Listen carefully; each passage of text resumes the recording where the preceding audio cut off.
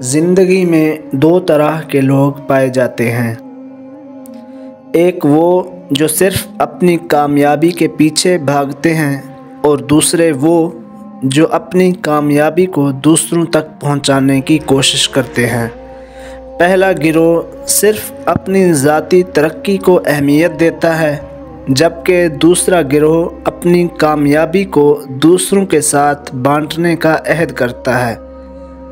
وہ اوروں کو بھی کامیابی کے دروازے پر لانا چاہتا ہے۔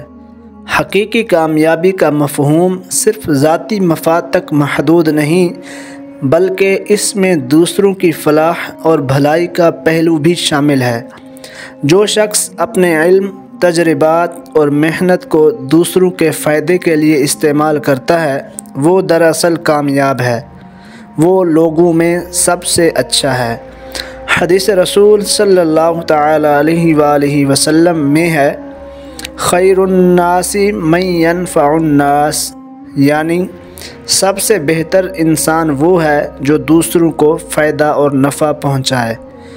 جب ہم اپنے ساتھ دوسروں کو بھی آگے بڑھاتے ہیں، ان کی رہنمائی کے لیے کوشاں رہتے ہیں، انہیں راستے کی مشکلات پر صبر کی تلقین اور مشکل مراحل میں مضبوط عزم و ارادہ رکھنے پر زور دیتے ہیں، تو ہماری کامیابی کا مفہوم مکمل ہوتا ہے۔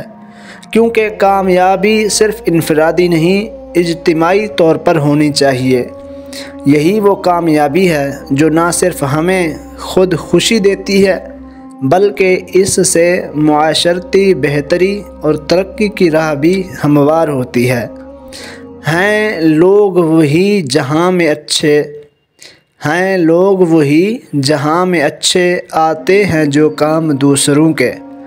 میرے استاد محترم مولانا مفتی سجاد صاحب نے ایک دفعہ سبق کے دوران بڑی مختصر اور نپی تلی بات ارشاد فرمایا کہ خیر خواہی خود غرضی کی کاٹ ہے۔ خود غرض شخص اپنا بھلا چاہتا ہے اور خیر خواہ دوسروں کا۔ ہم اپنے بارے میں غور کریں کہ ہمارا مقصود اور ہمارا مطمع نظر اپنی ذات ہوتی ہے یا دوسروں کی بھلائی اور خیر خواہی کا جذبہ میری شخصیت میں کار فرما ہے۔